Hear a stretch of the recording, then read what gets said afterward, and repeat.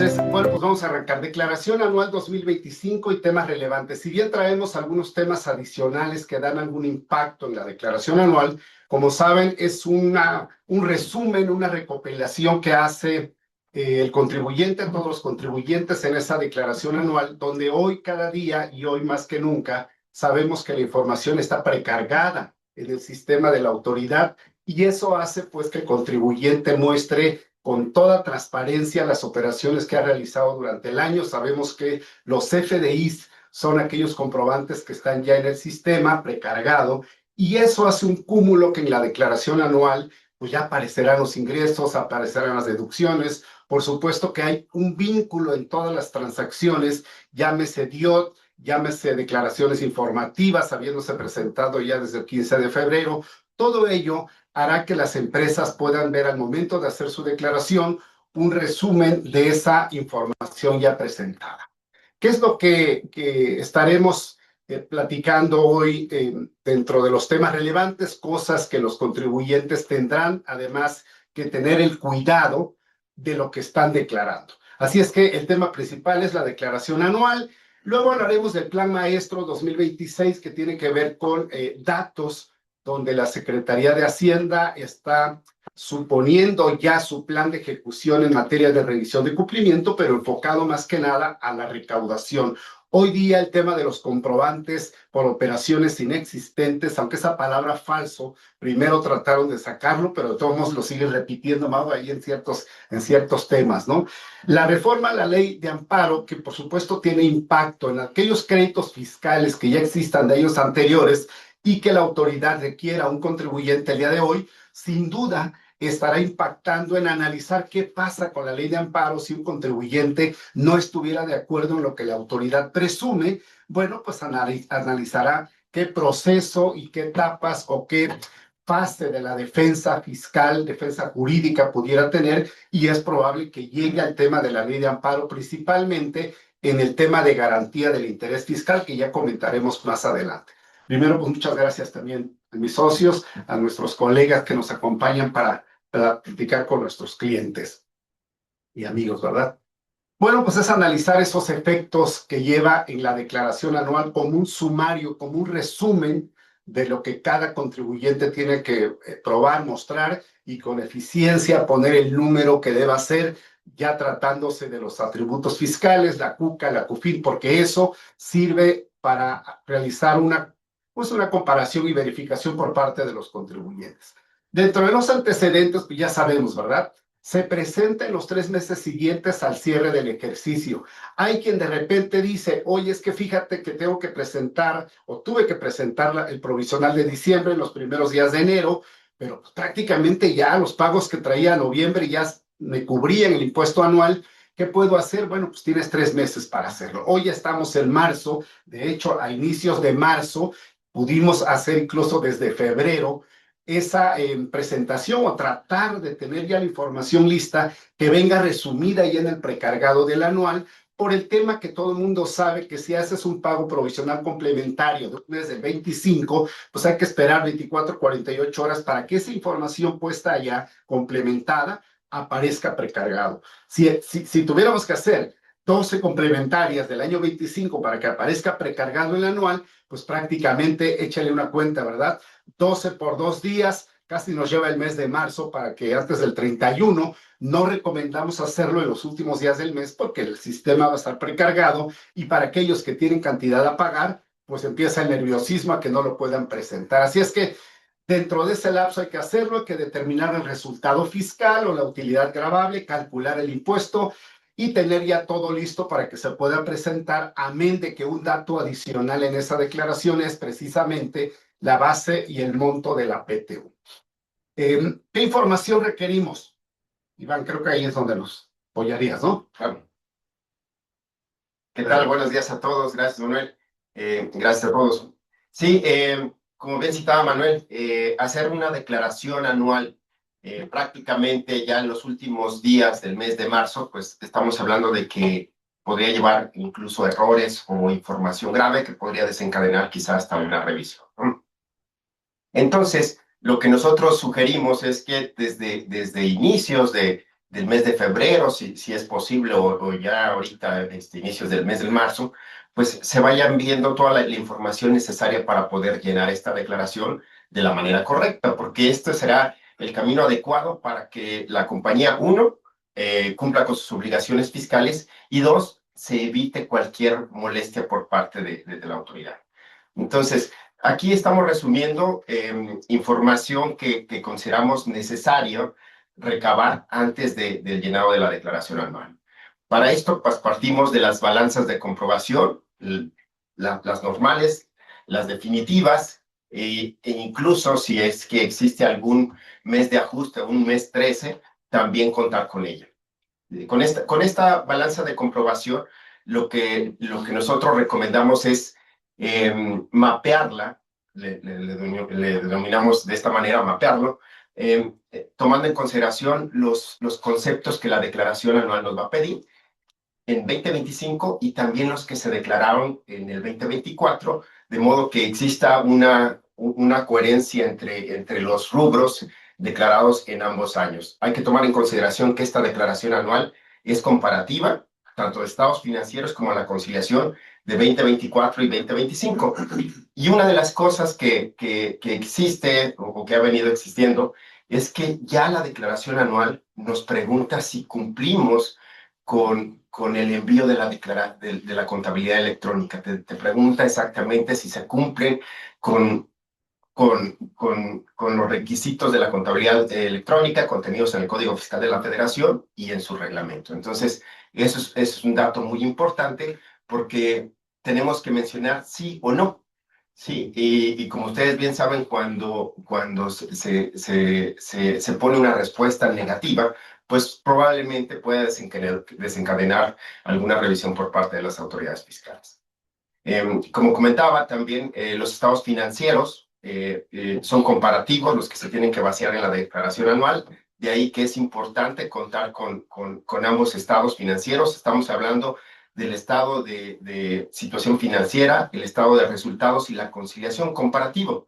Eso es cuando se llena el formato completo de la declaración anual, pero si los contribuyentes están obligados a dictaminarse o a presentar su ISIF, además de estos dos estados financieros, pues van a tener que reflejar su estado de variaciones de capital contable y también el estado de flujos efectivos.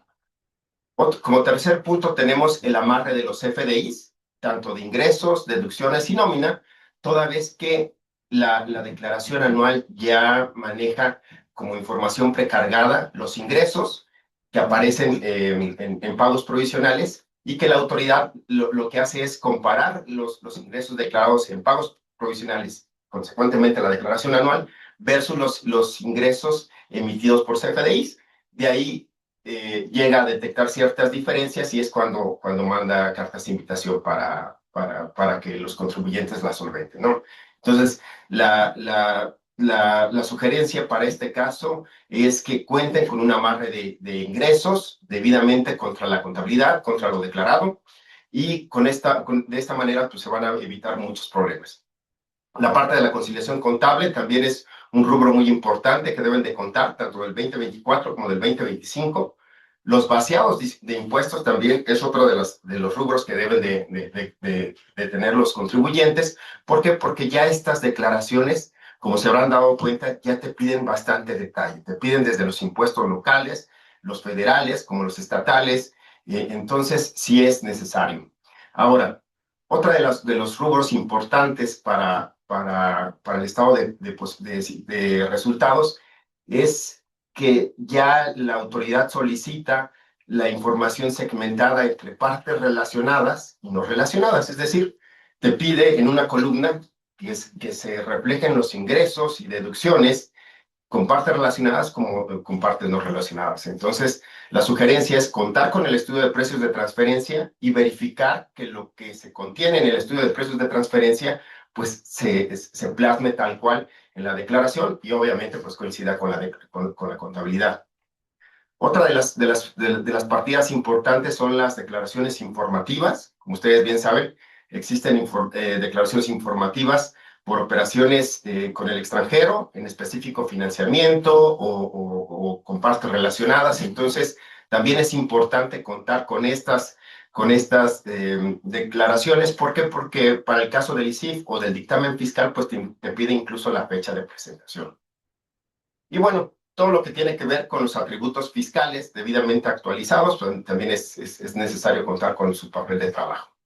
Por último, tenemos la parte de los esquemas reportables, donde también la autoridad en la declaración te pregunta si se está obligado o si se realizó algún esquema reportable y su número de presentación. Entonces, es importante contar con esta información, toda vez que esta obligación sí aparece en el artículo 202 del Código Fiscal de la Federación.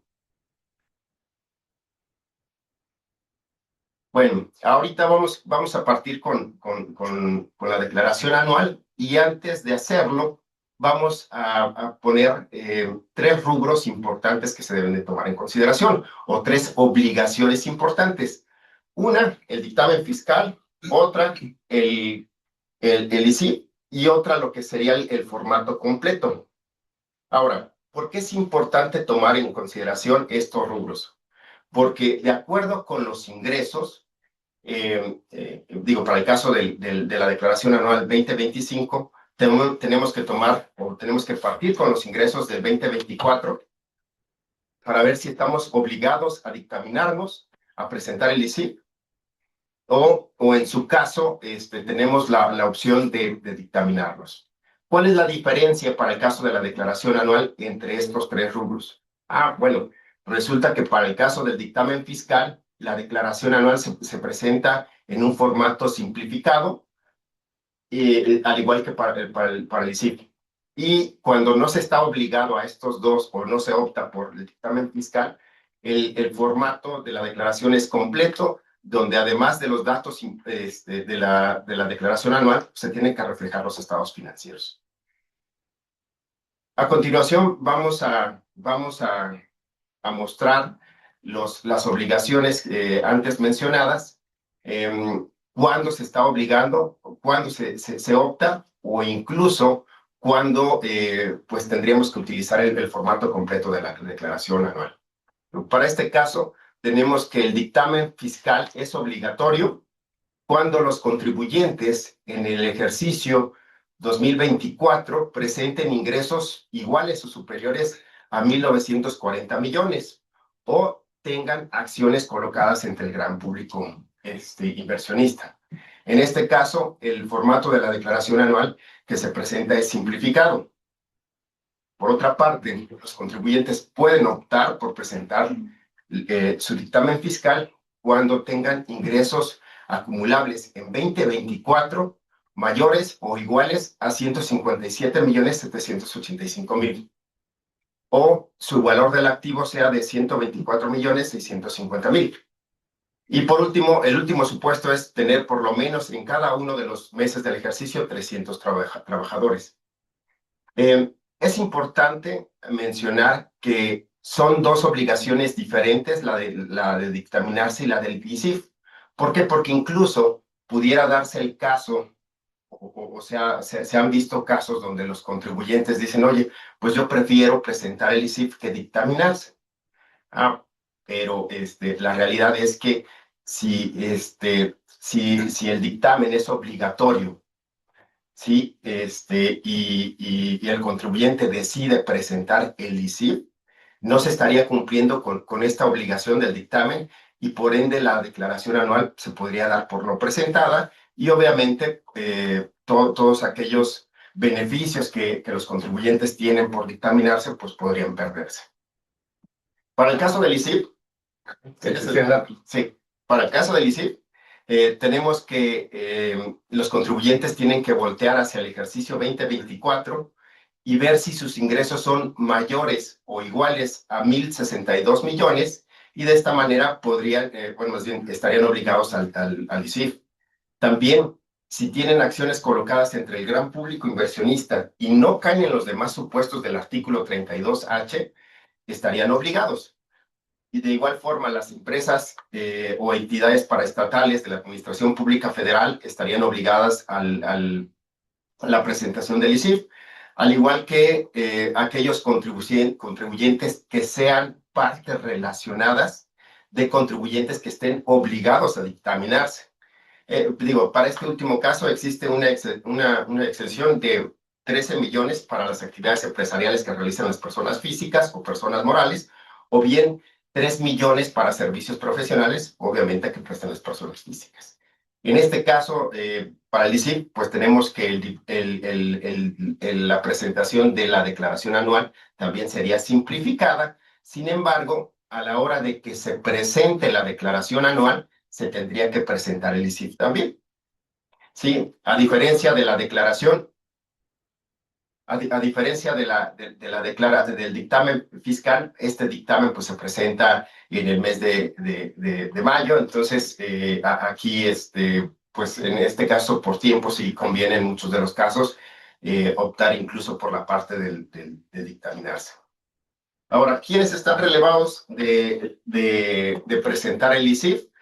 Pues si estás obligado a presentar el ISIF, pero también estás obligado a presentar el dictamen fiscal, con presentar el dictamen fiscal quedas relevado de presentar el ISIF. Y también para el caso de aquellos contribuyentes que se ubiquen o que tengan operaciones con el extranjero menores a 100 millones, también quedarían relevados de presentar el ISIF. Y bueno, los otros contribuyentes que no están en los 4 casillas, pues estarían obligados a presentar su declaración anual en formato completo. Fíjate, Iván, ya identificado en qué columna o en qué rubro me encuentro como contribuyente, que pareciera que todos podrían caber en la última columna, ¿no? Porque llegar a los montos, esos ingresos, pues ya empezamos a hablar de empresas de mediana tamaño hacia arriba. El que es grande contribuyente, pues quizás una empresa multinacional, internacional o subsidiaria de una empresa extranjera, que un gran tema ahí que hay que tener cuidado y también lo hemos mencionado, es el asunto de la presentación de las declaraciones informativas en materia de precios de transferencia, todo lo que tiene que ver con la matriz, ¿no? País por país, la local. ¿Por qué? Por el monto del ingreso que se tiene que ver a nivel global si soy subsidiario de una empresa internacional. Hay que ver cuánto de ingresos obtiene ese grupo como tal para ver si estoy obligado a esos temas. Entonces, es bueno sí tener identificado si estoy obligado o no al dictamen fiscal. El estar obligado o el tomar la opción para dictaminarse de ese formato simplificado, pues sí, no mandas tanta información, se supone que el auditor externo, con todas las facultades que tiene, las normas de auditoría y demás, revisará el cumplimiento de obligaciones fiscales y de ahí te observará en directo como si fuera alguien que es mandado por el SAT, ¿verdad? A decir, oye, aquí tienes cierta diferencia, págalo antes de que presentes tu anual y todo limpio. Entonces la autoridad, entre comillas, ve que hay un tercero revisando el cumplimiento fiscal y eso hará entonces que el contribuyente tenga dos situaciones. Uno, que le da un tercero con su dictamen y observaciones y lo obliga a pagar las diferencias, presenta su declaración anual simplificado y está del otro lado a esperar. El día de mañana, si la autoridad decide hacer una verificación de cumplimiento, pues tiene a dos entes a quien preguntarle, uno que es el auditor y otro con sus papeles de trabajo, y otro que es el contribuyente. Entonces, bueno, siempre ubicar en dónde me encuentro para tratar de, pues, evitar al menos si estoy en obligación de mandar una declaración informativa que le llaman el ISIF, simplemente por tener operaciones con extranjeros. Ya vieron por allá los 100 millones, etcétera, pero hay que tener cuidado porque nos hemos encontrado casos donde los contribuyentes se confían y tuvieron 115 millones de operaciones y pues no presentaron el ISIF. Y llega y dice, oye, aquí hay una obligación que no se presentó, no me digas, es como si fuera un dictamen fiscal, ¿no? Entonces hay que tener con el cuidado. Viene el tema de los formatos, cómo y qué se debe mandar inicialmente en esos formatos, porque eso precisamente hará que la autoridad se vaya por un camino para verificar el cumplimiento o se vaya directo al contribuyente. Hoy día, Leslie, de repente ya la autoridad se va directo al contribuyente a requerir la información a mente que haya sido dictaminado. Pero entonces, desde aquí es donde hay que tener el cuidado. Adelante, Leslie, por favor. Gracias, Manuel. Buenos días. De acuerdo con lo anterior y atendiendo a los supuestos en los que localicemos, encontraremos diversas formas de configurar nuestra declaración. Primeramente vamos a acceder con e-firma o con contraseña. Posteriormente vamos a configurar nuestra declaración. Vamos a dar clic en presentar declaración para ingresar a la configuración de nuestra declaración. Seleccionamos el ejercicio, el periodo y el tipo de declaración. Aquí vamos a tener con un formato simplificado para la declaración anual, que es un dictamen obligatorio. Vamos a contestar primeramente sí a la pregunta: ¿estás obligado a dictaminar estados financieros en términos del artículo 32A del Código Fiscal de la Federación? En este caso, se nos habilitará el circulito de ICR de personas morales. Este formato se centra en la determinación de ICR y no requiere la inclusión de estados financieros completos ni la conciliación contable fiscal. Para un formato simplificado para la declaración anual con dictamen opcional, vamos a contestar no a la siguiente pregunta: ¿estás obligado a dictaminar estados financieros en términos del artículo 32A del Código Fiscal de la Federación? Posteriormente nos mostrará una segunda pregunta: ¿optas por dictaminar tus estados financieros en términos del 32A del Código Fiscal de la Federación? Y posteriormente contestamos sí. Al igual, nos habilitará la pestaña de ICR de personas morales.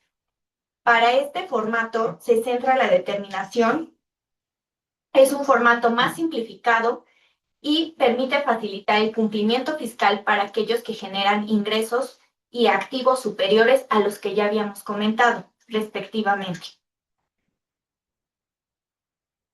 Posteriormente, para un formato simplificado para la declaración anual en modelo ICIF, vamos a tener una configuración de declaración. Sin embargo, aquí se nos habilitarán 3 preguntas. A la primera pregunta vamos a responder no cuando estás obligado a dictaminar estados financieros. La segunda, optas por dictaminar tus estados financieros en términos del 32A. También vamos a responder que no. ¿Estás obligado a presentar la información sobre tu situación fiscal de acuerdo al artículo 32H del Código Fiscal de la Federación? En esta pregunta vamos a contestar que sí. Aquí podemos ver que se nos habilitarán los 2 circulitos de ICR de personas morales e información sobre tu situación fiscal. He aquí donde posteriormente se nos va a habilitar para subir adjuntar los archivos generados desde la aplicación del ICIF del 32H del Código Fiscal de la Federación. Como aquí pueden ver, aquí se van a adjuntar estos archivos. Este formato incluye secciones específicas que permiten una presentación clara y concisa de la situación fiscal, asegurando que se incluya la información necesaria sin la complejidad de un formato complejo, como el que vamos a ver en el siguiente, que es el formato completo para la declaración anual. Aquí también se nos habilitarán las mismas 3 preguntas que la anterior. Sin embargo, en estas mismas 3 preguntas vamos a contestar que no. Y se nos habilitará solamente la de ICR de personas morales en el circulito con la palomita. El formato completo para la declaración anual incluye ya secciones detalladas que permiten a las empresas reportar de manera exhaustiva sus ingresos, deducciones y las determinaciones fiscales correspondientes. En este formato completo hay que tener un mayor cuidado en esta información que presentamos. Muy bien. Ok, Muy bien. Fíjate, oye, fíjate, como lo decíamos, si en este arranque del formato, por allá nos equivocamos y le ponemos sí y luego no complementamos la información, pues inmediatamente la autoridad podrá requerirnos. Es más, fíjese lo curioso, ¿no? Lo hemos platicado. De repente un contribuyente presenta ahorita su declaración, ya estuvo bien asesorado, revisó todos los números, integró, ya para qué esperamos. Salimos con 1,000 pesos a pagar, los pago ahorita y se acabó la historia. No quiero estar esperando a fin de mes para estar ahí amontonados en el sistema. Lo presento. Bueno, pues si hoy presentar un saldo a favor porque tiene exceso de pagos provisionales de todo el año 25, evidentemente al hacer el pago provisional del mes de febrero, en marzo dice: oye, pues yo tengo un saldo a favor, ya reconocido oficialmente que está el formato, aceptado, pues yo empiezo a compensar, ¿verdad? Bueno, la autoridad puede que le revise, ¿verdad? Porque ya estás compensando algo del año anterior. Le gusta a la autoridad que se presente durante el mes de marzo y no antes, amén de que la ley dispone que tienes desde enero hasta marzo. Pero si un contribuyente ya está hoy listo, preséntese.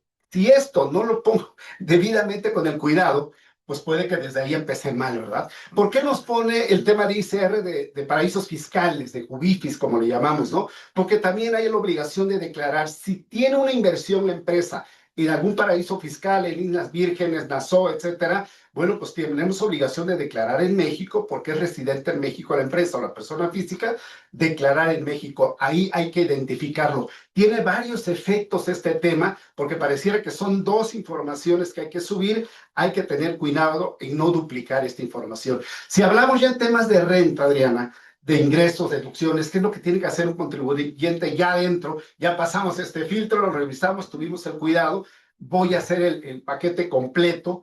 ¿Qué información es el que tenemos que dar, Adriana? De acuerdo, muchas gracias. Bueno, vamos a explicar un poco sobre cómo está acomodado todos los rubros a llenar en el apartado, en el aplicativo de la declaración. Primero nos encontramos con los ingresos, deducciones autorizadas, determinación, pago y datos adicionales. El apartado de ingresos es de suma importancia ya que será nuestra base, nuestro punto de partida para poder continuar con toda nuestra declaración. Por lo que, como se comentaba anteriormente, es crucial contar con nuestra información previamente revisada, analizada y amarrada, ¿no? Porque, como decíamos, con esta automatización del sistema ya se realiza un cruce contra estados financieros, conciliaciones fiscales, contables fiscales, contra los FDIs e incluso con los estados de cuenta podría ser. Por lo que esto es importante a efecto de evitar alguna inconsistencia y que nos pueda llevar a algún comunicado, a recibir algún aviso, alguna invitación. De tal manera que si bien es importante considerar que de inicio todos los ingresos podían considerarse acumulables, al grado de que pues se hace este cruce con el estado de cuenta, es importante tener identificados aquellos ingresos que son exentos o no acumulables. Y en este sentido, el sistema nos va a desglosar apartados específicos para detallar estos conceptos. Algunos de ellos son los ingresos exentos, por ejemplo, los derivados de inversiones realizados en fondos de pensiones o jubilaciones. Y en la parte de los ingresos no acumulables, contamos con apartados específicos para detallar los aumentos de capital, los pagos de pérdidas por accionistas, primas obtenidas en colocación de acciones, valuación de acciones con métodos de participación, dividendos o utilidades de otras personas morales residentes en México, ingresos por apoyos que se reciban a través de programas de la Federación. Y bueno, también contamos con un rubro para señalar si no tenemos algunos ingresos acumulables. Ahora bien, otro rubro que se llena en el apartado de ingresos son los ingresos del extranjero, en los que se requiere información muy particular, como son el país de fuente ubicada en el extranjero, montos de los ingresos, el monto del ISR pagado, así como el ingreso acumulable y el ISR acreditable pagado en el extranjero. De igual forma, contamos con el apartado de dividendos del extranjero, en el que nos van a requerir señalar el país de la sociedad pagadora, número de identificación fiscal, monto del dividendo percibido y el ISR acreditable pagado en el extranjero. En estos rubros es fundamental nuevamente detallar que se debe contar con la información previamente analizada a efecto de cumplir con los requisitos que establezca la ley y los limitantes que se señalen. Un momento, fíjate que, ¿por qué la autoridad te pide, si te regresas tantito a la lámina donde están los no acumulables, por qué la autoridad está solicitando el que ya desde la declaración anual le muestre el contribuyente los conceptos que evidentemente, de acuerdo al artículo 17 de la ley de renta, no son acumulables, pero para que no batalle al momento de revisar? La autoridad ve tu estado de cuenta y dice, aquí traes 10 millones de un ingreso que no dice de qué es. Entonces, para mí, autoridad es ingreso acumulable. Y ahí vas a explicar algo que ahí me parece que le faltó y lo hemos comentado, son depósitos no identificados, pero que corresponden a clientes. Y que ese ingreso que cae en tu cuenta bancaria, pues no lo acumulas como otro ingreso acumulable porque es el pago de una cuenta por cobrar que tienes de una venta que seguramente ya lo acumulaste ayer, pero lo que busca la autoridad es que le diga ya por anticipado, oye, cuando veas mi estado de cuenta, si me revisas, y ves que no te coincide 10 millones y declaré 9 millones, 1 millón era un aumento de capital que hizo un accionista. Ahí te lo pongo. Otro millón, otros 500 o lo que sea, fíjate que el accionista, pues, hemos perdido, aportó capital y sí, está aquí en la cuenta bancaria, pero pues es pérdidas, ¿no? Y así identificar y la autoridad dice, ah, ya aquí lo declaró, ya no le pregunto, está integrado. ¿A qué vamos con esto?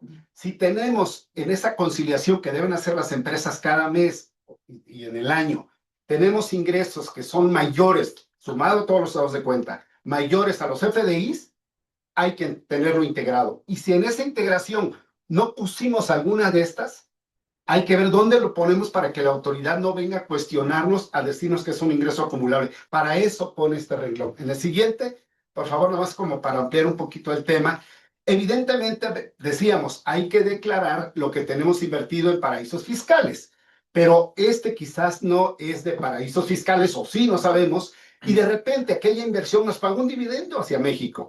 Es acumulable. Los dividendos no son acumulables en México, pero si viene del extranjero, sí es acumulable y hay que hacer la cuenta, ¿verdad? Cuánto acumulo, cuánto me permite la ley acreditar, que no se exceda del 30%, que es la tasa tributaria corporativa en México, y todo este detalle es que hay que ponerlo aquí en estos rubros igual para facilitarle la revisión a la autoridad y también como contribuyente para estar ya en el entendido de que lo que estoy informando está debidamente declarado. Entonces, por eso es que todo este detalle, ¿no, Adriana? No sé si compartas conmigo este asunto. Perdón, Claro. adelante. Claro, en la manera en la que proporcionemos mayor información y más detallada, pues será más fácil y nos podremos evitar algún otro tipo de revisión. Perfecto. Por otro lado, contamos con un apartado de ingresos que solo se acumulan en la declaración anual. De aquí, pues queremos resaltar que nuevamente es importante contar previamente con esta información analizada a efecto de que no se nos vaya a escapar algún dato importante, debido a que, como su nombre lo indica, como no se han venido acumulando a lo largo de la presentación de los pagos provisionales, se pueda realizar la declaración de manera adecuada.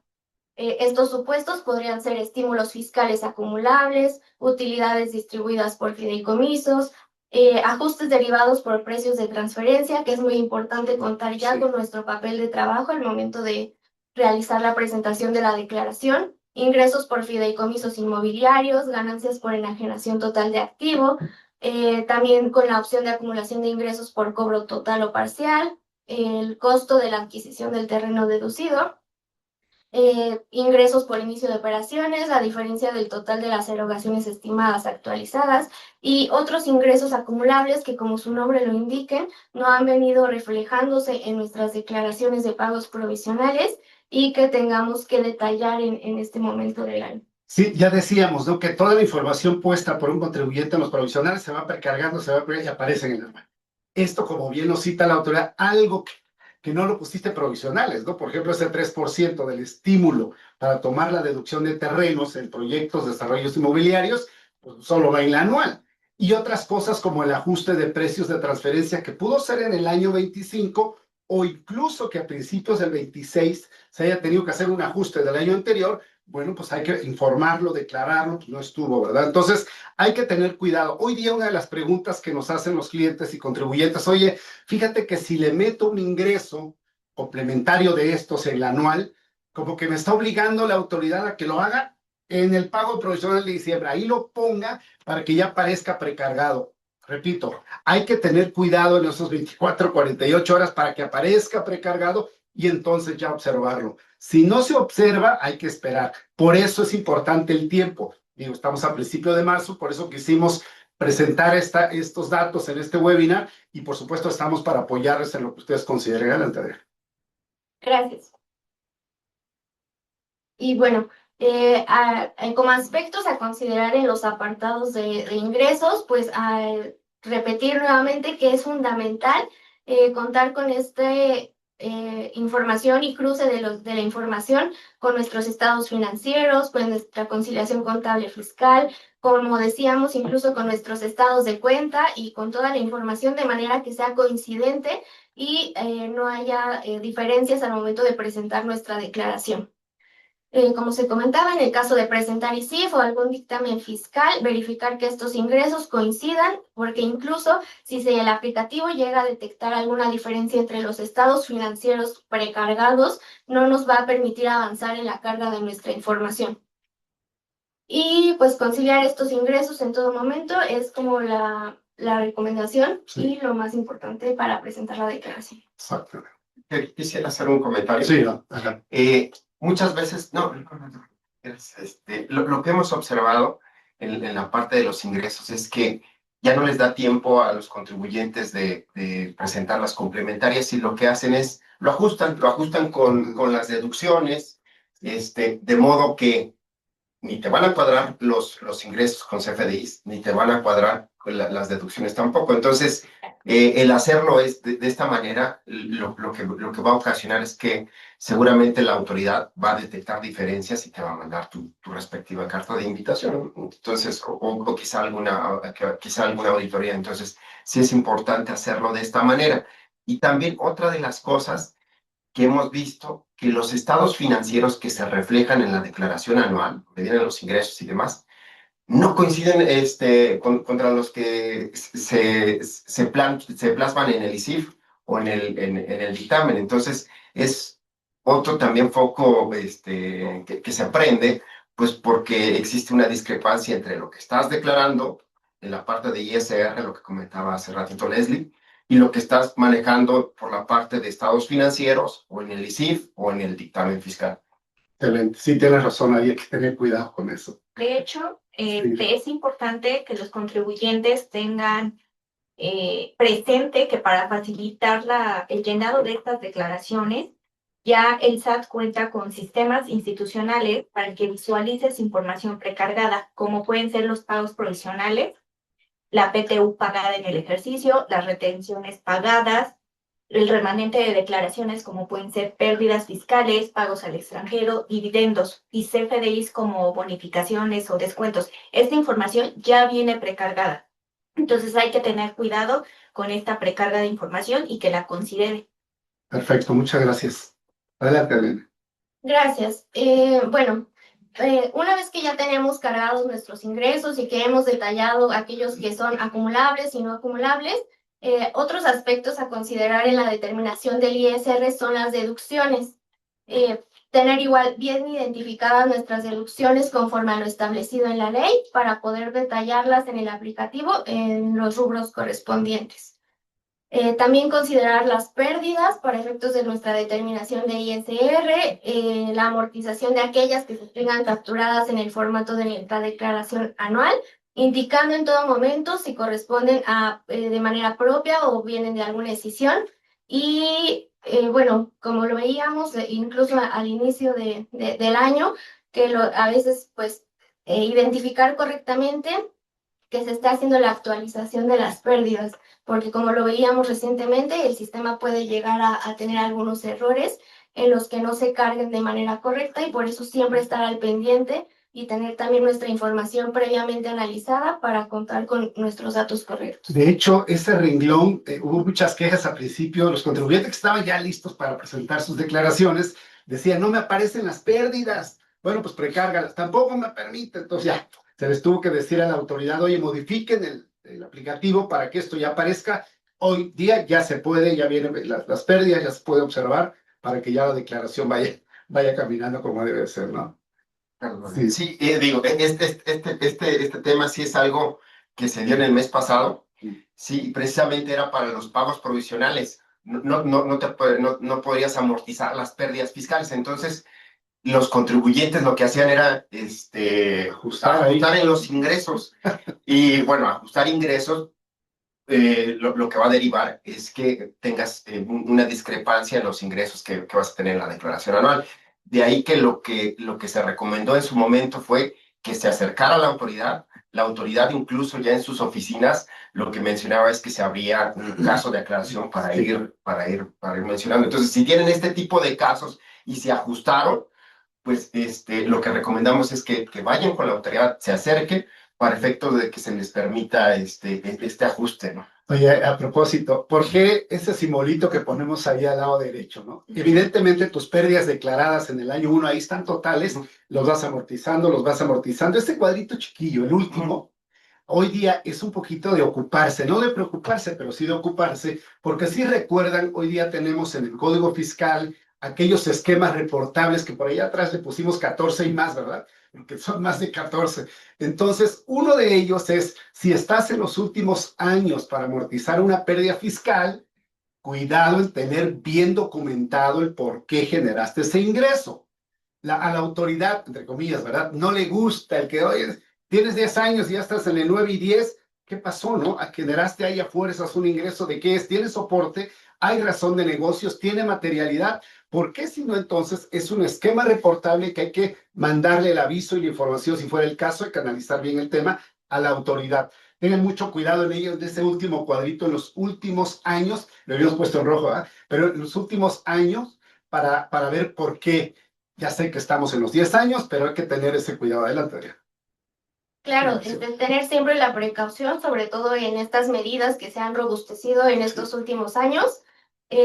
Otro aspecto son las inversiones, en los que de igual forma hemos observado que en los últimos años ya se ha pedido más detalles sobre esto, al grado de que ahora ya pues también tenemos que detallar el tipo de inversión, el subtipo de inversión, su monto, los gastos relacionados, el monto original, su deducción, indicar el monto del costo de lo vendido.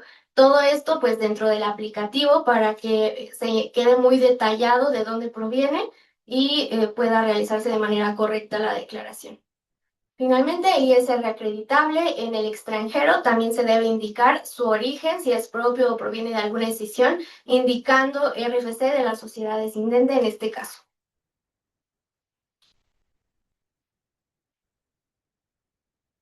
Respecto...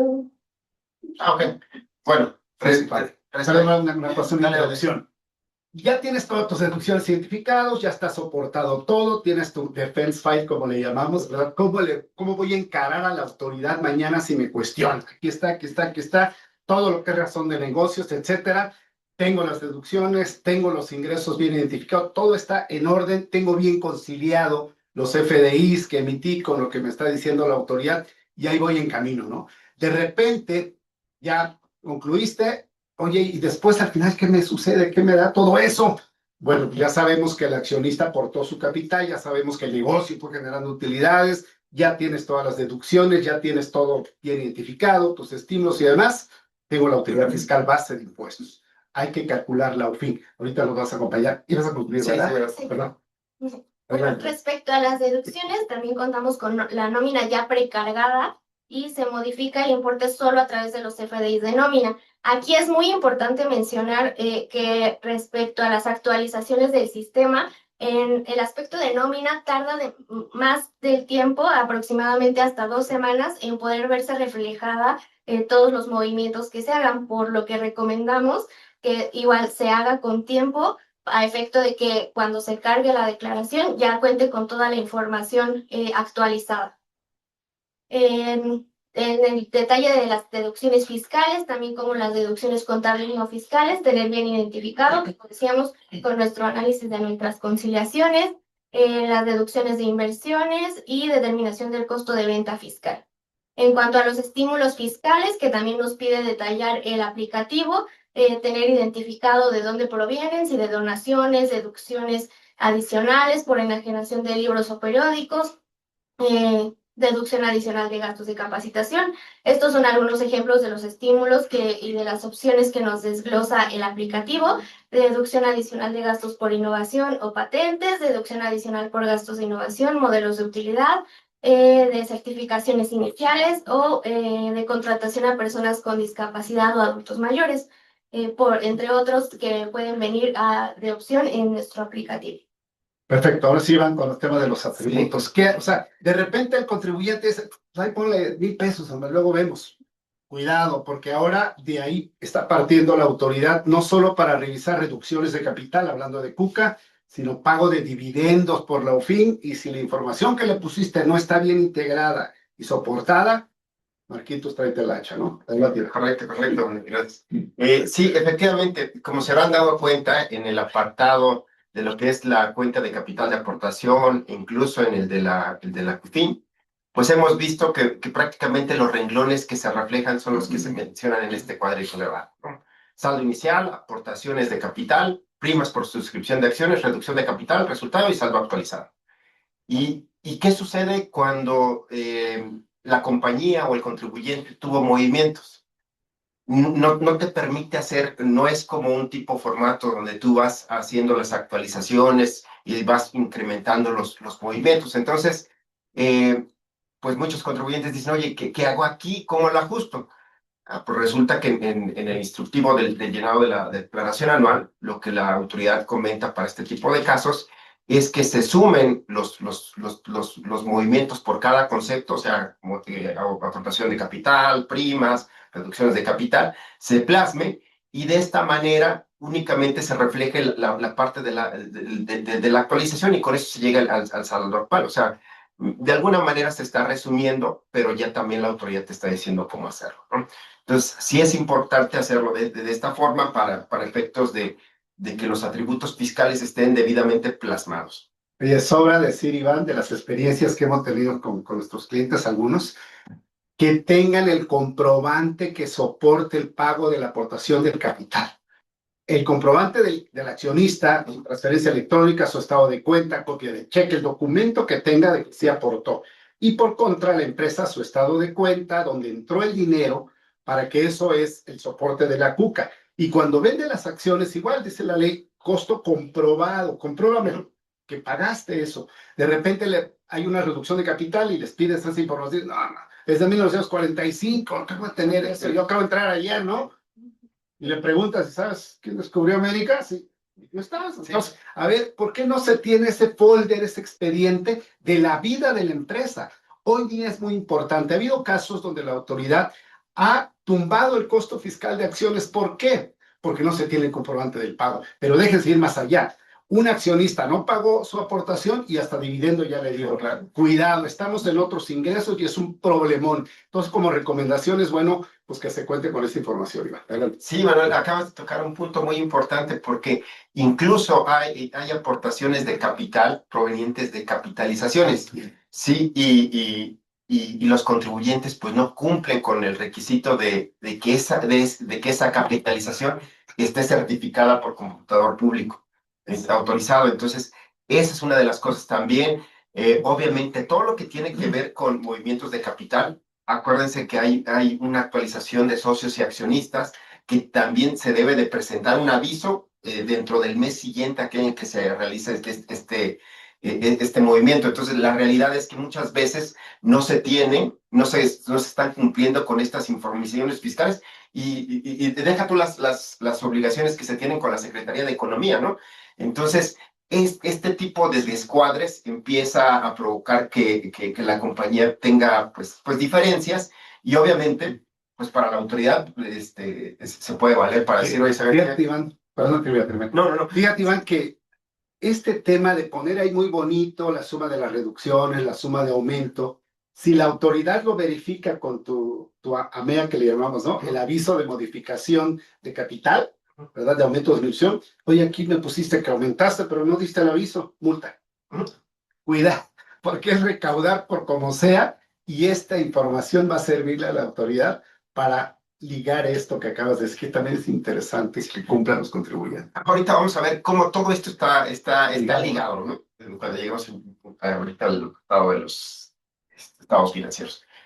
Por otra parte, la CUFIN, bueno, se tiene que llenar lo que es la UFIN del ejercicio, que es la utilidad fiscal neta, ¿sí?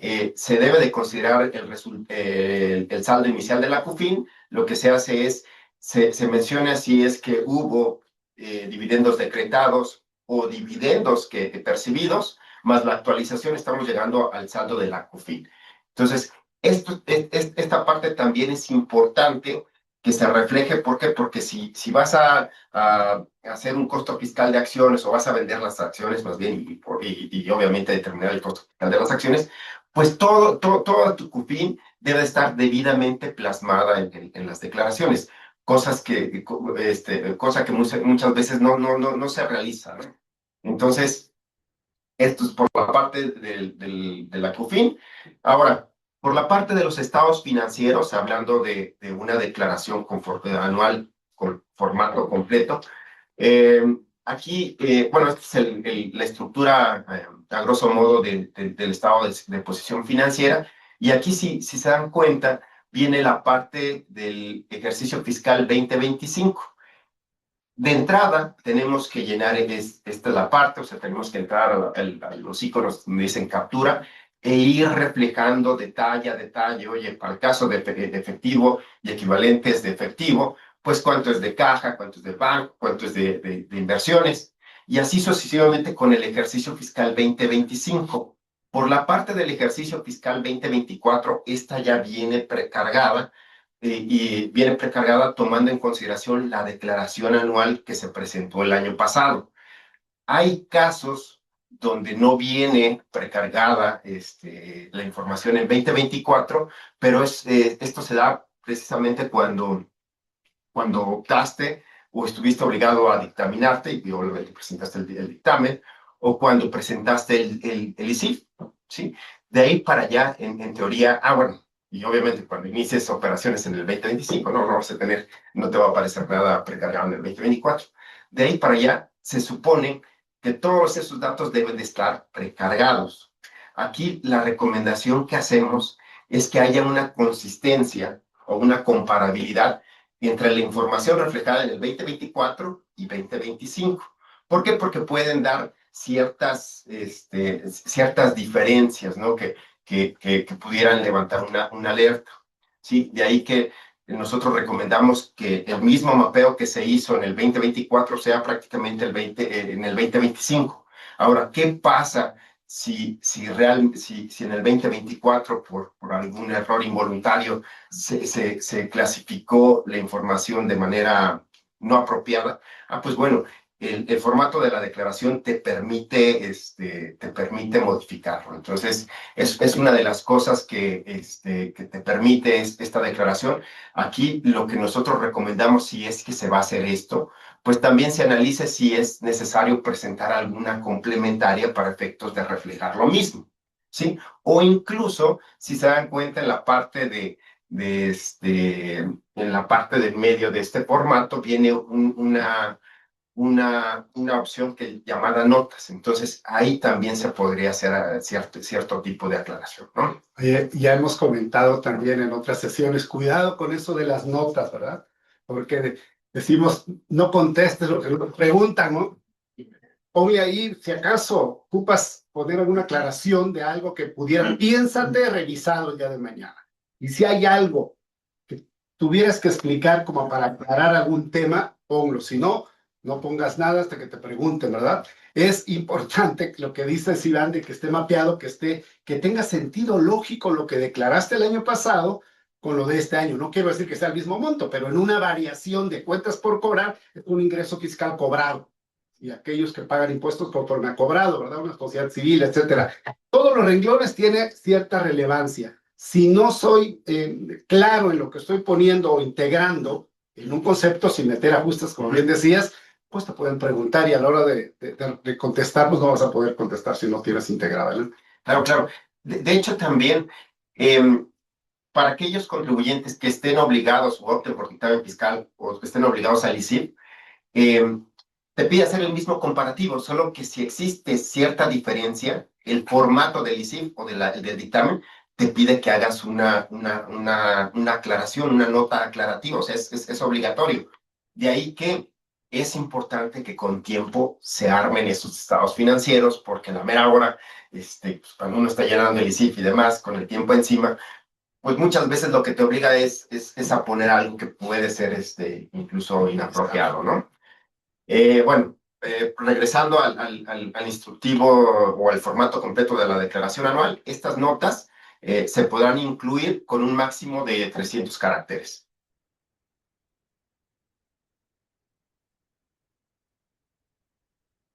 Por lo que respecta al estado de resultados, aquí un poquito lo que comentábamos al inicio, ya te lo pide segmentado. Te pide segmentar lo que es operaciones con partes relacionadas, que es la primera columna de datos, operaciones con partes no relacionadas, y ya la sumatoria es el importe al cierre del periodo del 2025. De igual forma, ya aparece precargada la información del 2024, y con esto pues, la autoridad puede darse cuenta de lo que está sucediendo. Hablando del estado de resultados, digo también, hablando del estado de posición financiera, pues muchas veces o no muchas veces, hemos encontrado los casos donde el capital contable no cuadra, o sea, de repente aparece con un capital social, o incluso los resultados de ejercicios anteriores, no sé, el resultado del ejercicio no te cuadra con el resultado de ejercicios anteriores reflejado en el 2025. Entonces, es importante tenerlo todo cuadrado porque esto pudiera ocasionar levantar alguna alerta. Bueno, por la parte de la conciliación contable fiscal, de igual forma, 2024 ya aparece precargada, 2025 es la que se va a precargar, y aquí es donde vamos a detallar todos esos rubros correspondientes a aquellas partidas en conciliación. De alguna manera, estas partidas, o más bien, estas partidas que se están reflejando aquí, pues tienen que coincidir con aquellas partidas que reflejamos en el llenado de ISR personas morales al inicio del llenado de la declaración anual. Entonces, es muy importante también, con esto la autoridad se da cuenta de cuál es el comportamiento de la compañía, y de alguna manera pues puede ver si hacen sentido o no las cifras. Entonces, también es importante analizar ambos rubros, que tenga concordancia, porque muchas veces puede ser que se le haya dado una clasificación en el ejercicio 2024 diferente a la del 2025, y pueda provocar que existan ciertas pues diferencias, por así llamarlo. También esta conciliación te permite hacer notas, ¿sí? Tanto para el estado de posición financiera, para el estado de resultados, y para esta conciliación, si no se tiene datos, se llena la casillita nombrada sin datos, y con esto se inhabilita esta parte. En el apartado de datos adicionales, pues ya viene el coeficiente de utilidad. Este coeficiente de utilidad pues ya viene predeterminado, y no es posible modificarlo. También se pregunta si estás obligado a calcular la PTU del ejercicio, la cuenta, lo que platicamos en un inicio, ¿no? La CUCA, la CUFIN, y también si se cuenta con algún esquema reportable. En caso de ser afirmativo, pues se tiene que indicar el número de esquema reportable.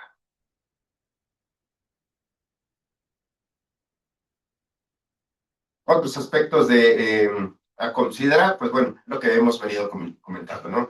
La declaración anual 2025 ya viene precargada, se alimenta con los datos para el caso de ingresos, de aquellos reflejados en pagos provisionales. Las pérdidas fiscales, en teoría, ya vienen precargadas, ¿sí? Si no vienen precargadas estas pérdidas fiscales, es posible editar el rubro, actualizarlo y dejarlo tal como debe de ser. Pero aquí la observación o la sugerencia que hacemos es, si no te aparece alguna pérdida de algún ejercicio, voltea a ver la declaración que presentaste de ese ejercicio, y verifica si la llenaste correctamente, ¿no? O sea, no nada más se queden con el modificar la declaración del 2025, sino también volteen hacia la declaración de la pérdida para ver si fue correcto su llenado. Lo que comentaba también Manuel, en ocasiones, o en teoría, el sistema tarda 24 horas para actualizar. Cuando existe una cantidad de pago, puede llegar a tardar 48 horas. Y lo que comentaba Adrián también, para el caso de los FDIs de nóminas, pues la información se actualiza en 2 semanas. Entonces, sí tener mucho cuidado con esa parte.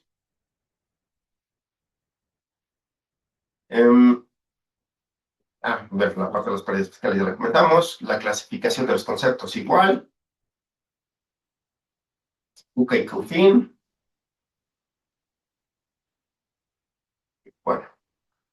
Bueno, esta era una opción que estuvo vigente hasta el 28 de febrero del 2026. Para el caso de las nóminas, si se emitieron comprobantes con con errores durante el 2025, pues fue posible modificarlo hasta el 26, hasta el 28 de febrero del 2026. Muy bien.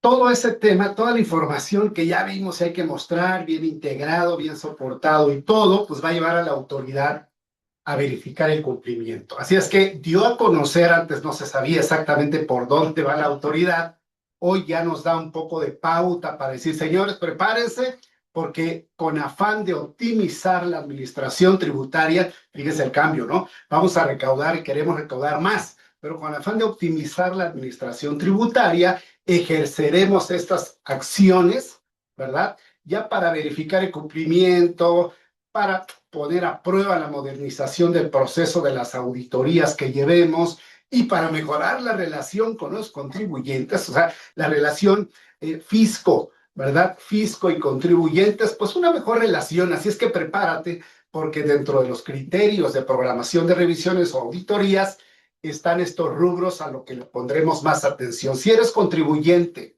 que celebraste operaciones con las conocidas o llamadas factureras o nomineras, probable que te revisen. ¿A quién van a investigar?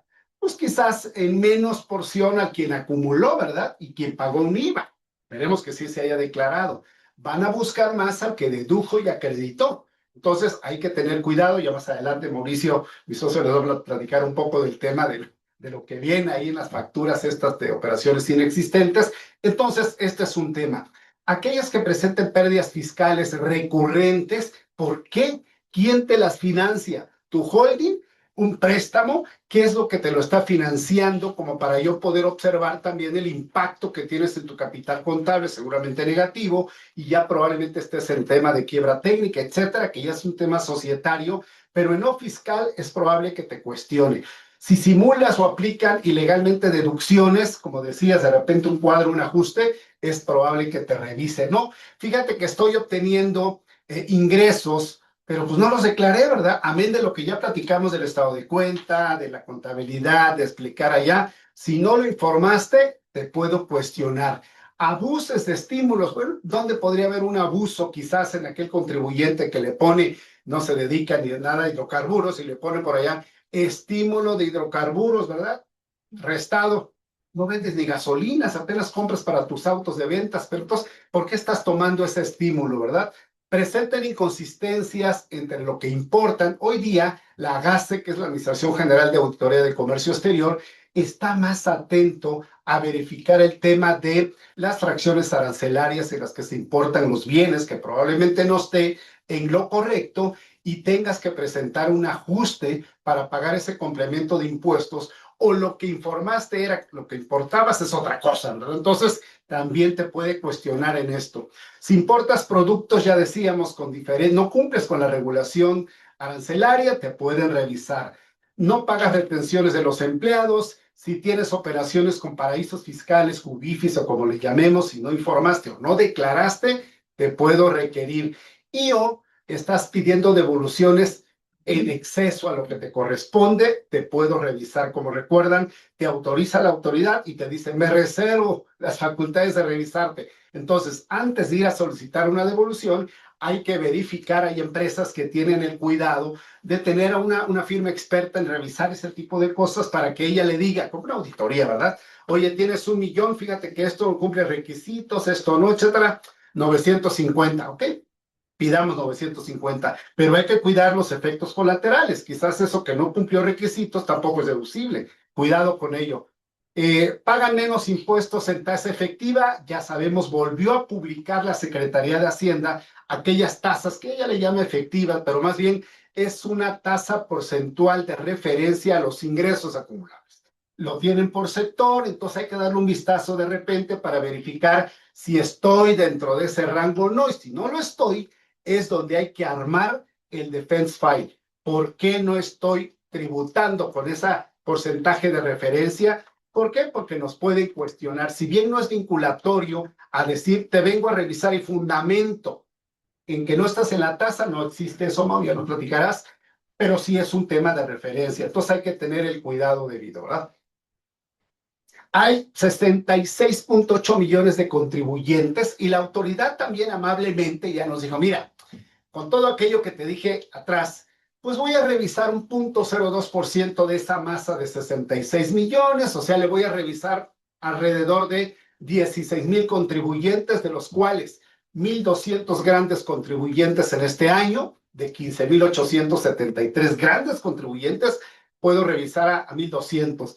De la masa enorme que son pequeños y medianos, 66.8, revisaré el 0.02%, como a 12,000 contribuyentes le voy a tocar la puerta. Y en tratándose de comercio exterior, 2.5 de 116,000, alrededor de 3,000 contribuyentes. Así es que estemos o no estemos en ese grupo, hay que estar preparado, hay que tener muy bien todo lo que son renglones que tengan que ver con posibles impactos en una verificación de cumplimiento.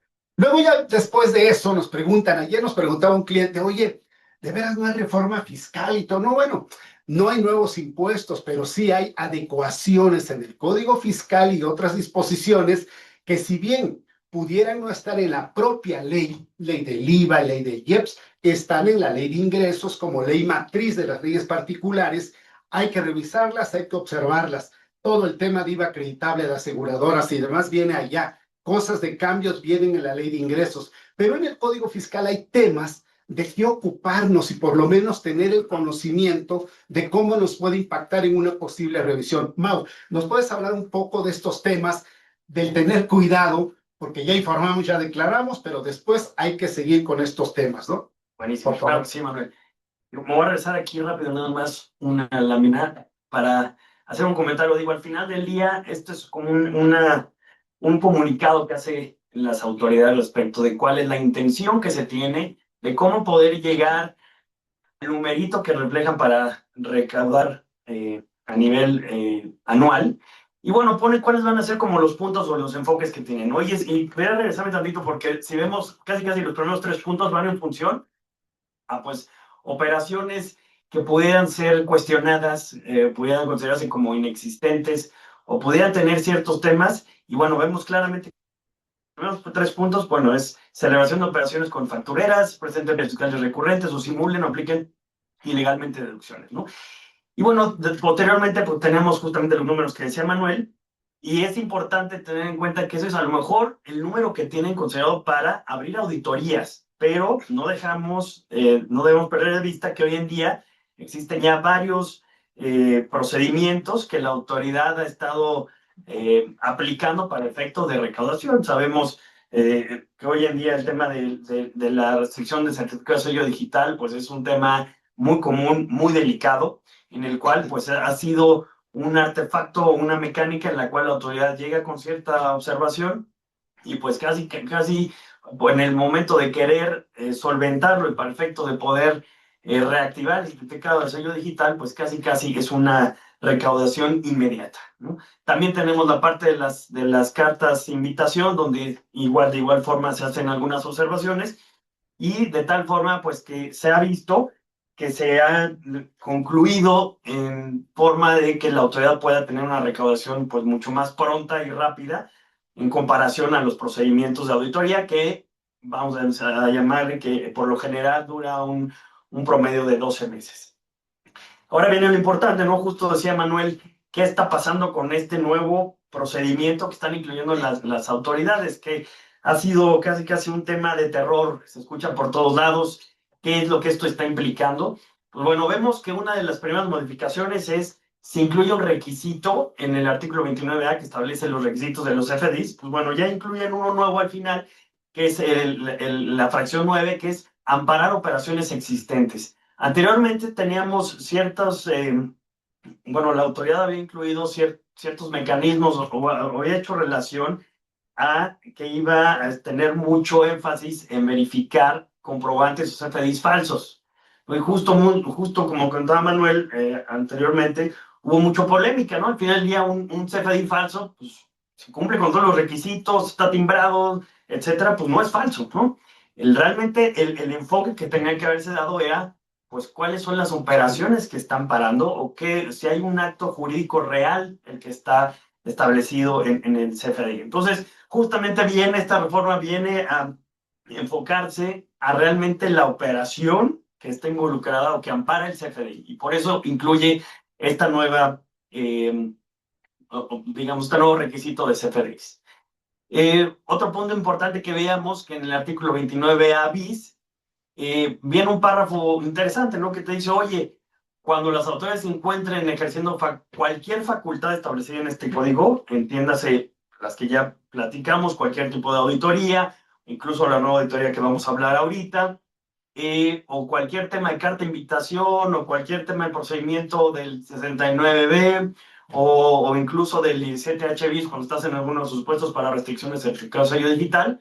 Pues bueno, lo único que te dice es, oye, no se va a tener que agotar el procedimiento que ahorita vamos a platicar relacionado con verificar la existencia de las operaciones que amparan los CFDIs, sino que, pues bueno, se llevará a cabo el procedimiento que se esté ejecutando y nada más tendrá las repercusiones o afectaciones directas, ¿no? Ponemos un ejemplo, pues oye, estoy en una auditoría y de repente la autoridad considera o presume que hay una operación que no es verdadera, pues bueno, de manera automática seguramente va a estar cuestionada y va a ser un rechazo de la deducción, ¿no? Pero bueno, ahora sí entrando en el punto delicado, ¿no? ¿Qué es este nuevo procedimiento? Pues bueno, se incluye en la fracción, en el artículo 42 que establece todas las facultades de las autoridades, principalmente las visitas domiciliarias, pues incluye en la fracción 5 el inciso G, y este inciso G, pues bueno, va justamente de la mano con esta parte que comentábamos, que es cuando la autoridad presuma que los comprobantes que se emitieron no cumplan con el requisito establecido en el 29A, es decir, que no cumplan o que amparen operaciones inexistentes.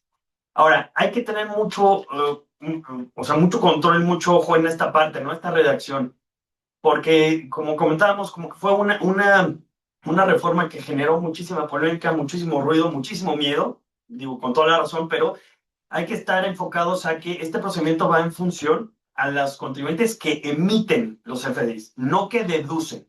Entonces, es importante porque justamente estamos escuchando de muchas empresas que empezaron a presentar amparos, que presentaron medios de defensa, cuando primero no estaban en ese supuesto actualizado, es decir, no tener una revisión, y número dos, pues casi darse un balazo en el pie y decir, oye, pues yo emito CFDIs falsos, o, bueno, no falsos, ¿no? Con operaciones inexistentes me voy a parar, ¿no? Porque justamente la redacción de este supuesto o de este artículo es comprobantes se emitieron sin cumplir con requisitos fiscales. Entonces, es muy importante tener esto desde esta perspectiva, en el sentido de que incluso cuando se analiza en las cámaras esta iniciativa de reforma, hay ciertas partes que van en función a señalar que va dirigida meramente a las empresas factureras, ¿no? Entonces, pues bueno, esperemos obviamente que sea o que estén dirigidas únicamente a este tipo de contribuyentes. Sin embargo, pues obviamente entendemos el miedo que genera este nuevo procedimiento, principalmente por el efecto inmediato que tiene. Y esto es que la propia ley establece que una vez que inicia el procedimiento, la autoridad te va a bajar el switch. Esto significa te va a suspender la emisión de certificado de sello digital. Y esto no va a poder aplicar el procedimiento que establece el 17H bis, que te da un plazo para poder de alguna forma desvirtuar las observaciones y posteriormente te lo reactivan. No, aquí no aplica esto. Aquí lo que te dice el procedimiento es, una vez que yo llego con el primer oficio, en el cual tendré que fundamentar y motivar el por qué considero que estás emitiendo CFDIs con operaciones inexistentes, pues bueno, automáticamente te voy a suspender el certificado de sello digital y posteriormente, pues bueno, va a ser un procedimiento que va a durar 24 días hábiles, en el cual pues se le otorgará un plazo al contribuyente de 5 días para presentar documentación o acreditar la existencia de la operación.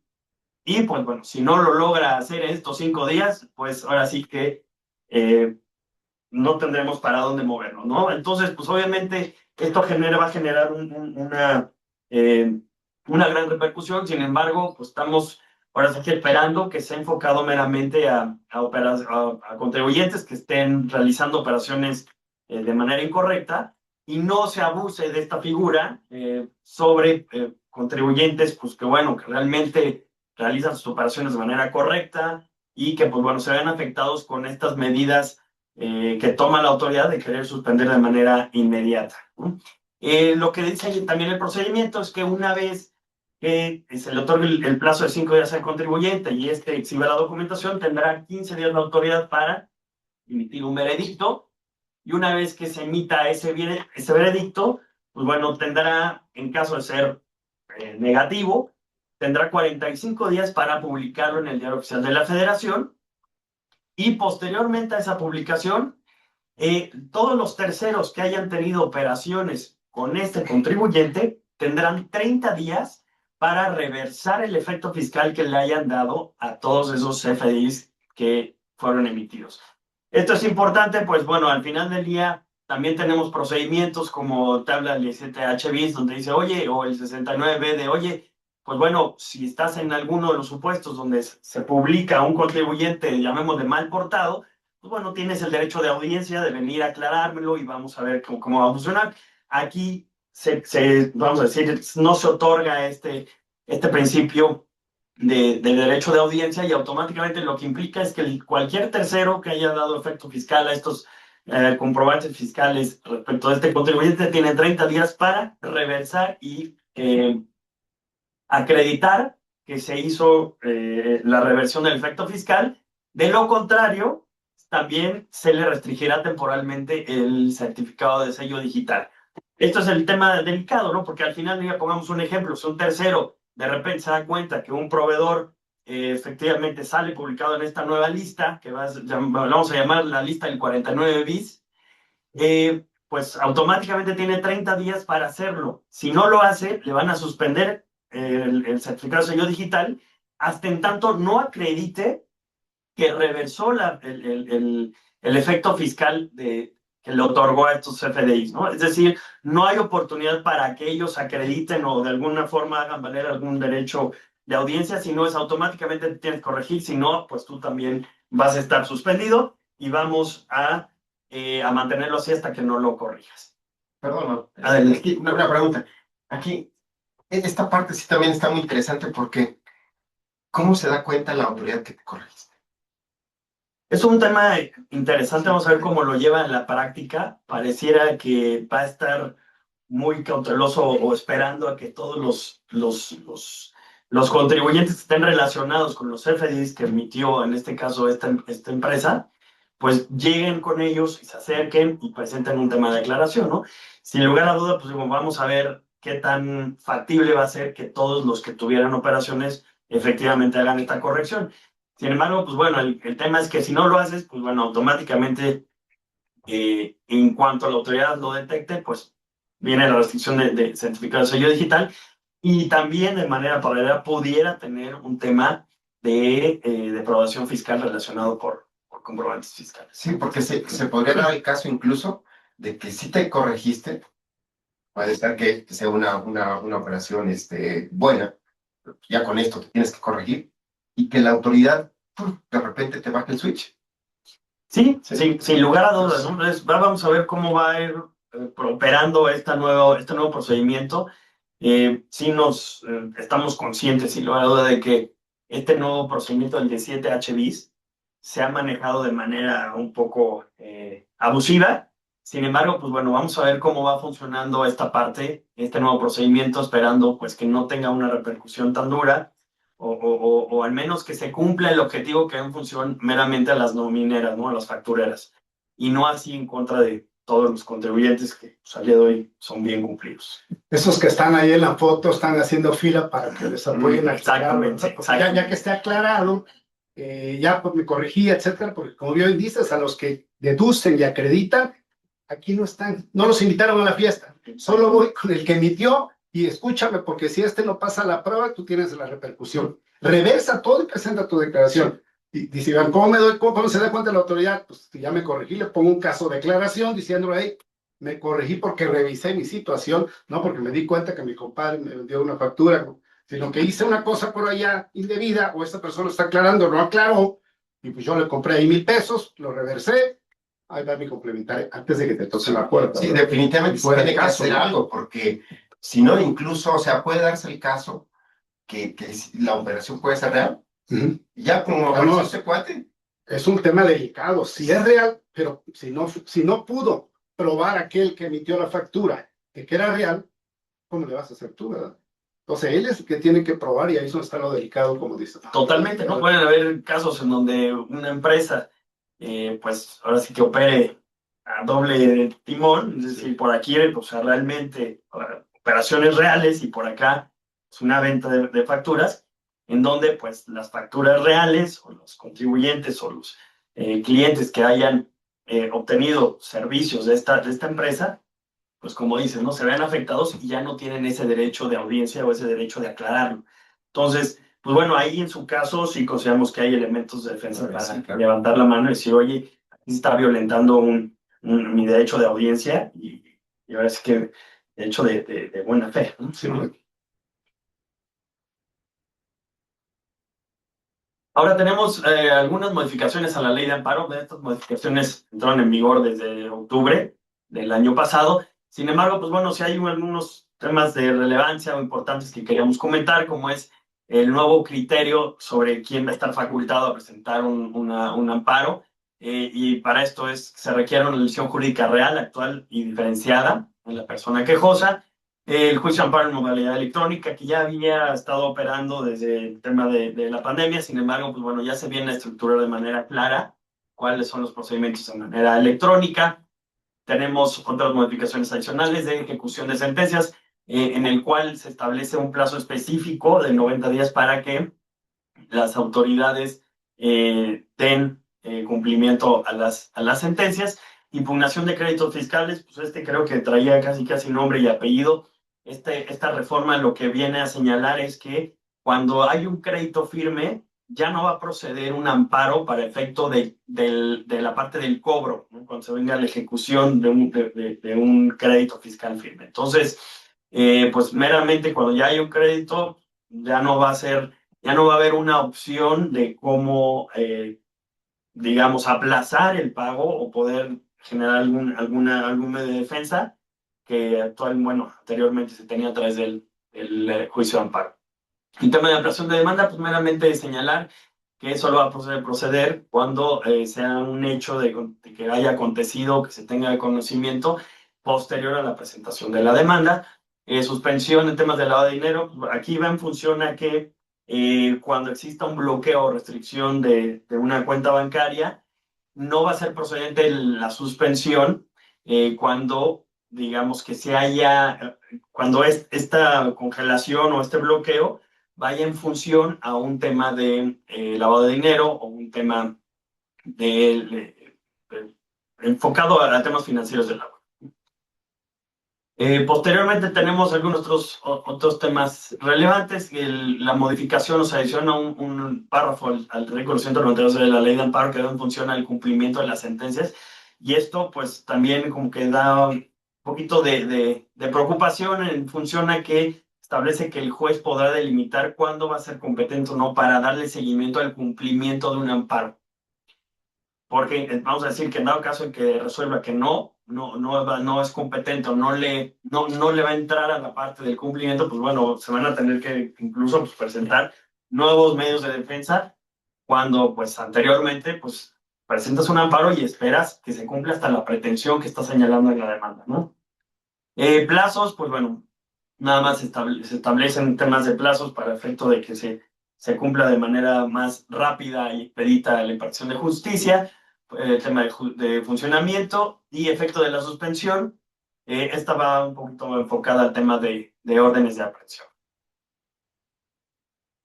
Y por otro tema muy relevante que también queríamos comentar, es el tema de la modificación a la garantía del interés fiscal. Aquí siempre nos gusta explicar este punto haciendo como una comparación de cómo estaba antes y cómo está ahora, ¿no? Entonces, voy a hacer la comparación de cómo estaba la redacción antes a la entrada en vigor de esta reforma. Digamos que para efecto de la garantía del interés fiscal, lo que establecía la ley es cuando te determinan un crédito fiscal, el código y también la ley de procedimiento contencioso administrativo establecían la posibilidad de ir a una demanda de nulidad o a un recurso de revocación, para lo cual se cuenta con un plazo de 30 días. Ahora, lo que te establecía el código es que cuando vayas a un recurso de revocación tendrías el beneficio de no tener que garantizar el interés fiscal, es decir, no tener que garantizar el monto del crédito fiscal hasta en tanto se resolviera el recurso de revocación. una vez resuelto el recurso de revocación, tenías cierto plazo para, ahora sí, presentar la garantía a través de alguno de los métodos que establecía el artículo 41, la cual te ponía ciertos supuestos o ciertas opciones en la cual el contribuyente tenía la posibilidad de escoger cuál era el que mejor le convenía o el que mejor se ajustaba, y que casi por excelencia teníamos la póliza de fianza, ¿no? En el cual se pagaba un porcentaje y cuando ya entraba la aseguradora y te emitía la póliza de fianza. Pues bueno, ahora las modificaciones que tenemos es, hoy en día, si presentas un recurso de revocación, ya no va a existir ese beneficio de no tener que garantizar, sino que de manera automática también vas a tener la obligación de garantizar el crédito fiscal, aún yendo al recurso de revocación. Sin embargo, hay un artículo transitorio que te da la posibilidad de que tengas que garantizar hasta que se cumplan 6 meses máximo después de presentar el recurso de revocación. Sabemos que en principio, pues, existe también la figura de la negativa ficta que te dice, oye, después de 3 meses que no has tenido una respuesta, bueno, puedes proceder a impugnarla. Sin embargo, pues bueno, aquí lo que te dice esta reforma es, presentas el recurso de revocación, en principio ya estás obligado a garantizar. Sin embargo, como es nueva la entrada en vigor de esta disposición, te voy a dar un plazo de 6 meses. Si en 6 meses no se ha resuelto el recurso de revocación y tampoco has presentado la demanda de nulidad por negativa ficta, pues, ¿qué crees? Estás obligado ahora sí a garantizar, y ahora no es con base a cualquier opción que tenías anteriormente. Ahora hay un orden, una prelación respecto de cuál va a ser los medios en los cuales se va a tener que garantizar. Y el número 1, que es lo más preocupante, es a través de un billete de depósito. Y esto es preocupante porque al final del día es, ven, tu contribuyente, del monto que te determiné, ven a entregármelos aquí al banco, y pues al final del día, si no tienes recursos suficientes para garantizar este crédito o para desembolsar o hacer ese flujo, te voy a dar la posibilidad de que utilices el siguiente medio de garantía, que es una carta de crédito emitida por una institución bancaria, para efecto de que de manera mixta me puedas garantizar el crédito fiscal. En caso de que tampoco se logre con el billete de depósito y la carta de crédito, pues bueno, ya tendremos, ahora el siguiente me parece que es prenda o hipoteca, y si no, ahora sí ya viene como cuarto recurso el tema de la póliza de fianza. Entonces, pues bueno, sí es un tema muy delicado porque al final del día estamos partiendo que hoy en día las auditorías pueden llegar o versan sobre un rechazo de deducciones o una determinación de ingresos presuntos enorme, en donde se hace un crédito fiscal gigantesco y donde la autoridad pretende que tú, contribuyente, llegues a garantizar o a desembolsar el monto total del crédito ante, pues, el Banco del Bienestar, ¿no? Entonces, pues sí es un tema muy delicado. Y otro tema también importante que va un poquito de la mano con esto es, justamente salió un criterio recientemente sobre cuándo va a ser procedente el pago de los intereses, ¿no? Y va muy de la mano con esto porque al final del día, pongamos un ejemplo práctico. Llega un contribuyente que le determinan un crédito fiscal de 1 millón de pesos, va, lo paga o presenta la garantía, que meramente se traduce en pagarlo, y al final del día se queda en resguardo del banco, ¿no? Y digamos que va un procedimiento de litigio que dura 3 años, en donde al final del día logra desvirtuar todas las observaciones y logra ganar el juicio, en donde la autoridad se ve obligada a, pues obviamente, devolver el pago. Lo que el criterio que está señalándose ahorita es que, pues, ese dinero que, pues, claramente, pues, tuvo un beneficio por el transcurso del tiempo, ¿no? De la inflación, de cómo va aumentando este monto en el transcurso del tiempo, pues al final del día no va a ser procedente por eso lo exigir al banco o al gobierno como, pues, pago de intereses o pago de inflacionario, ¿no? Es decir, lo que diste es lo que te voy a regresar en caso de que ganes. Entonces, pues bueno, también son criterios muy, muy importantes que se deben tomar en cuenta para efecto de estos temas. Sin duda, Mau, el tema es cómo hago para que no me llegue el día de mañana la autoridad con una revisión, me determinen un crédito y saber que el tema del amparo, pues ya no es tan con todo el beneficio que antes nos daba de la suspensión provisional, en lo que aclarábamos, etcétera, y poder salir avante en esta situación. Entonces ahora el tema de esperar hasta cuando llegue el remate del bien con el que voy a pagar, amén de que diste la garantía, porque digo, si no tuviste para pagar impuestos y vas a garantizar con dinero, pues mejor paga el impuesto que dicen que debes, si procediera.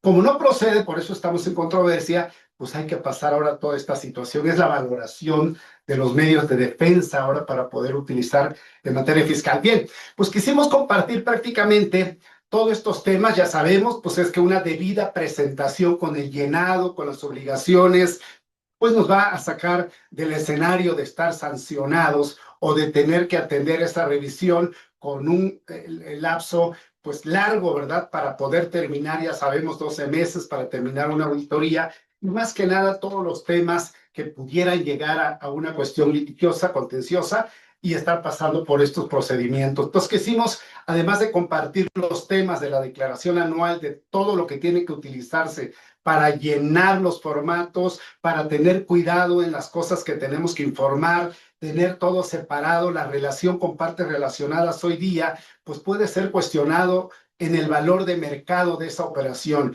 Así es que estamos a sus órdenes, nosotros siempre estamos para poder auxiliar, asistir a nuestros clientes, a las empresas para el cumplimiento de obligación y por supuesto para revisar en términos de prevención y planeación aquello que se tiene que cumplir. Eso es lo que quisimos compartir con ustedes. Si hay alguna duda, por favor, indíquenos. Ahí está, pueden escanear este código para llevarse el material que ahora expusimos.